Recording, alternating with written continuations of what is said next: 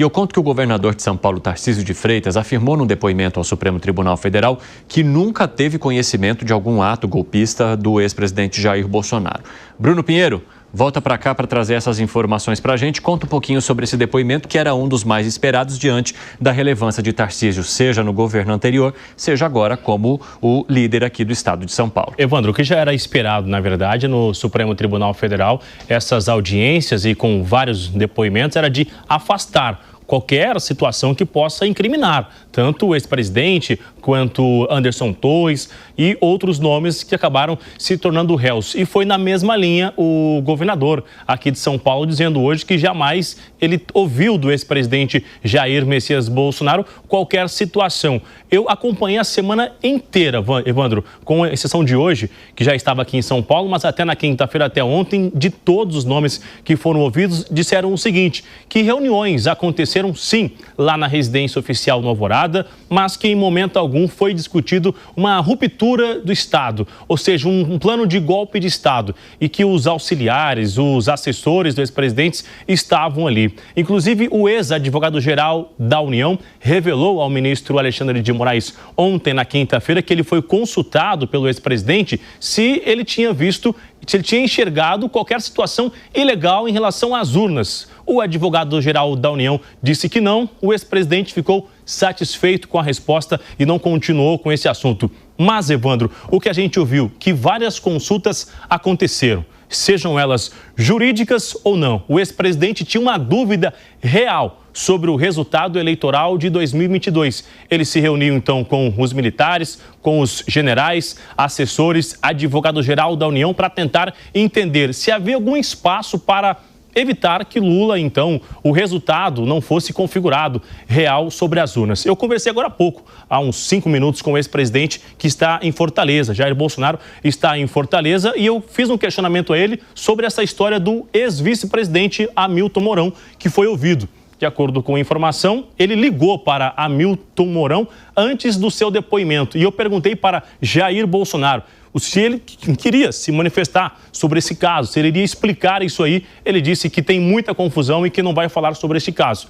Há uma expectativa dele ser chamado para ser ouvido em um novo depoimento, se ele de fato ligou para Hamilton Mourão para orientá-lo nas respostas. Ou seja, para tentar fazer um jogo combinado de respostas ao Supremo Tribunal Federal, que isso seria uma tentativa de obstrução, de dificultar ali essa investigação. Então a gente viu uma semana cheia de nomes que tinham situações relevantes dentro do governo, Evandro, como o nome ali ligado direto ao GSI, ao general Augusto Heleno, a declaração de ex-secretários da Agência de Inteligência, dizendo que antes do 8 de janeiro informou o governo federal, informou o GSI, nada foi feito. Então agora o Supremo é quem vai entender até que ponto isso é relevante ou não para essa investigação. Agora, Bruno, havia a expectativa da defesa do ex-ministro Anderson Torres ouvir o presidente do PL, Valdemar Costa Neto. Isso não aconteceu? Eles desistiram? Por quê? Teve uma desistência. Eles julgam que é importante naquele momento ou não, né? Então, alguns se comprometem, a gente vai estar lá. Mas chega na hora, o ministro fala, eu estou olhando aqui, o nome que você indicou não veio. Então ele se compromete com o advogado, mas não comparece lá, né? De última hora acha que não é importante ele se expor. Até porque, Evandro, teve uma situação de um nome da Polícia Federal que ele foi ser ouvido como uma fonte e ficou sabendo na hora que também é investigado no inquérito. Eita. Então, assim, existe um receio. Até que ponto que vale se expor com o Supremo Tribunal Federal para fazer uma defesa de alguém que tem um conhecimento, que era amigo ou que ocupou um tipo de cargo no governo de Jair Messias Bolsonaro? Isso encerra na segunda-feira, no dia 2 de junho, mas tem vários nomes que ainda são aguardados para serem ouvidos, neste caso, no Supremo Tribunal Federal. Bruno Pinheiro, obrigado por enquanto, viu, meu amigo? Bom fim de semana na apresentação. Espero você na audiência e a audiência. Estarei na audiência e presencialmente também. Um abraço. Nosso plantão é o mesmo. Bom, eu quero falar agora com a Janaína Camelo, que acompanha os depoimentos da tarde. Jana, conta pra gente os destaques. Bem-vinda. Boa tarde, Evandro. Pois é, nessa parte da tarde, a defesa de Jair Bolsonaro desistiu de mais 2 testemunhas. No caso, é o Wagner de Oliveira, coronel do Exército. Ele fez parte do Ministério da Defesa na gestão de Jair Bolsonaro e fez parte também daquela comissão técnica que fez a auditoria nas urnas eletrônicas. E também a defesa desistiu de Giuseppe Dutra Janino. Ele foi secretário de Tecnologia do Tribunal Superior Eleitoral. Lembrando que a defesa de Bolsonaro já tinha desistido de 4 testemunhas, né? Entre elas, o ex-ministro do Turismo, Gilson Machado, o deputado federal Eduardo Pazuello, que foi ministro da Saúde de Bolsonaro. E no fim das contas eram 9 testemunhas para serem ouvidas hoje. Foram ouvidas aí 3 testemunhas. De manhã foi Tarcísio de Freitas, como o Bruno Ari acabou de citar. E hoje à tarde quem falou foi o Renato de Lima França. Ele foi subchefe de assuntos jurídicos da Presidência da República. E ele disse o seguinte, que no final de 2022, depois de derrotado, já ali o Bolsonaro derrotado, durante a transição de governo, ele despachava muito com o Bolsonaro porque ele fazia parte ali da transição do governo. Mas ele disse que ele negou que Bolsonaro tivesse em algum momento nessas reuniões com ele tratado de uma tentativa de golpe de Estado, ou que tenha apresentado alguma minuta ali golpista, ou que tenha demandado a ele algum estudo ali nesse teor. Ele disse que o único assunto durante toda a gestão de Bolsonaro que ele tratou com o ex-presidente com relação a investigações no STF foi com relação ao inquérito das fake news. Ele disse que a AGU estava preparando entrar aí com uma DPF para pedir a inconstitucionalidade de questões que são tratadas ali no inquérito das fake news. E apenas isso. O outro que foi ouvido hoje de tarde foi o Jonatas Assunção Salvador. Ele foi secretário executivo da Casa Civil. O depoimento dele foi muito breve. Também não houve nenhum questionamento ali por parte dos advogados das partes, ou do PGR, ou do ministro Moraes. Disse que apenas participou da transição de governo, que ela foi sempre feita, a ordem era que ela fosse feita da melhor forma possível. Agora, um destaque de hoje à tarde foi do depoimento do general Gustavo Dutra Menezes. Ele testemunhou a favor de Anderson Torres, não de Bolsonaro. Esse depoimento dele estava previsto para segunda-feira e acabou sendo antecipado para hoje. O general Dutra, ele foi o comandante militar do Planalto no dia 8 de janeiro. E ele disse o seguinte, que no dia 6 de janeiro, dois dias antes, ele participou de um café, apenas tomou um café com Anderson Torres, para que esse café, segundo ele, os dois pudessem se conhecer, porque Anderson Torres tinha acabado de assumir ali a Secretaria de Segurança do Distrito Federal. Ele disse que nessa reunião mostrou para Anderson Torres o seguinte, que o acampamento na frente do QG do Exército estava muito esvaziado, que a maior parte das pessoas que estavam ali eram pessoas em situação de rua, em que então pediu ali o apoio da Secretaria de Desenvolvimento Social aqui do DF para cuidar dessas pessoas de rua. Disse que a reunião demorou de 15 a 20 minutos e mostrou também até fotografias para o ministro, mostrando ali a quantidade de pessoas, que tinham mais ou menos, segundo ele, umas 200 pessoas, e que no final da reunião Anderson Torres disse que iria viajar naquela noite para os Estados Unidos. Apenas isso, ele não foi questionado, foi um depoimento muito breve, não foi questionado pelo ministro Alexandre de Moraes, nem pelo Procurador-Geral da República, Paulo Gonet, e nem mesmo pela defesa. Só que esse depoimento acabou entrando em contradição com o depoimento que aconteceu pela manhã. E talvez se essa contradição tenha sido desfavorável para Anderson Torres, porque quem falou, uma das testemunhas de Anderson Torres que falaram pela manhã hoje, foi a secretária de Desenvolvimento Social aqui do Distrito Federal, que é a Ana Paula Mar, e ela falou exatamente dessa reunião que o general Dutra disse que aconteceu no dia 6 de janeiro. Só que ela disse que foi uma reunião que ela participou e que foi convocada de emergência por Anderson Torres para tratar dos que estavam ali no acampamento em frente ao QG do Exército. E ela disse que realmente, assim como o general disse, pediu, nessa reunião foi pedido ali o apoio a ela com relação às pessoas em situação de rua, mas ela disse que ouviu também do general Dutra e de Anderson Torres a ideia ali de expedir mandados de prisão contra líderes desses acampamentos. Bom, acabou que esse depoimento do general não foi questionado ali, né, nem pela PGR, nem pela defesa de Anderson Torres.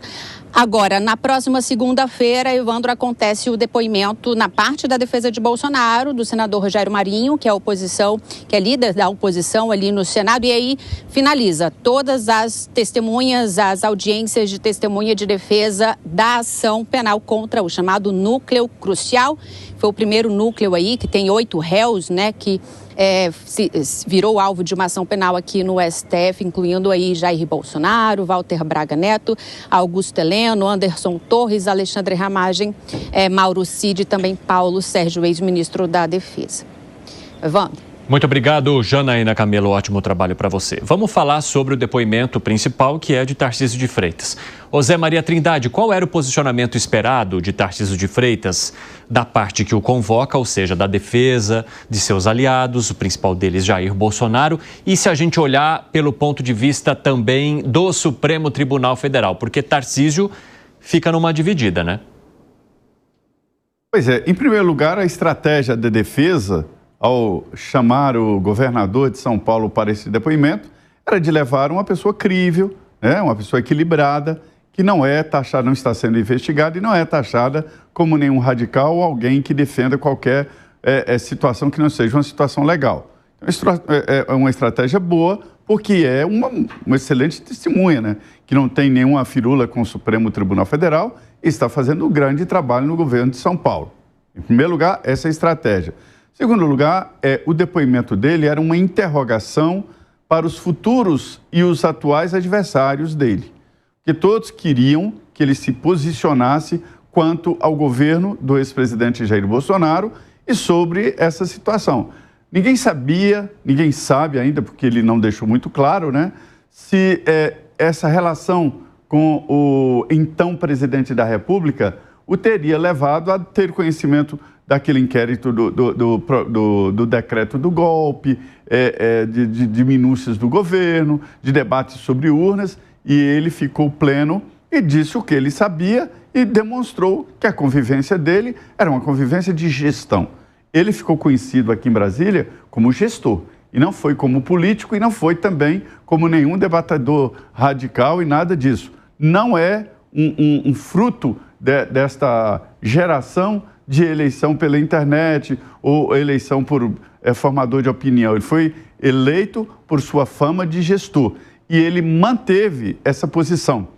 Eu acompanhei o depoimento dele, foram respostas rápidas, objetivas, como devem ser no inquérito assim, não entrou em atrito com o ministro Alexandre de Moraes, aliás, o ministro Alexandre nem evitou fazer as perguntas para ele, e enfim, ele saiu muito bem porque ele não alimentou os atuais e os futuros adversários. Volto a dizer, esse assunto, esse julgamento será um debate forte em 2026 e o governador sabe muito bem disso. Fala, Piperno.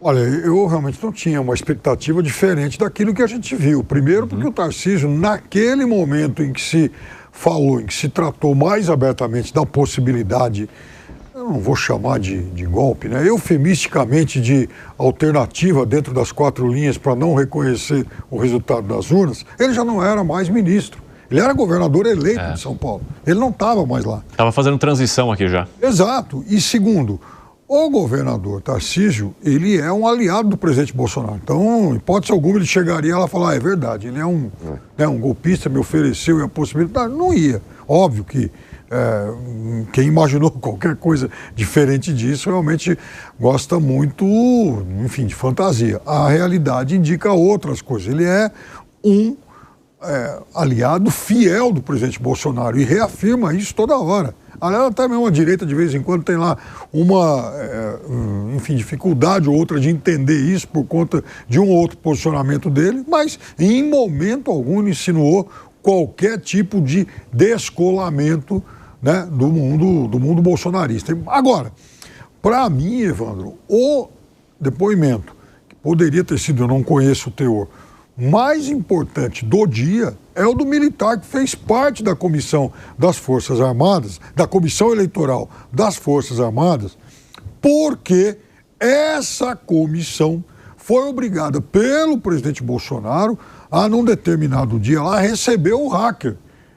O hacker foi visitar o Bolsonaro e depois o Bolsonaro mandou o hacker conversar com essa comissão. Então, o que eu custo entender, e já perguntei isso para o deputado Eduardo Bolsonaro aqui, é o seguinte: o que esse raio desse hacker criminoso, aliás, eu confesso, inclusive, foi fazer no Palácio do Planalto e o que é que ele foi levar para essa comissão?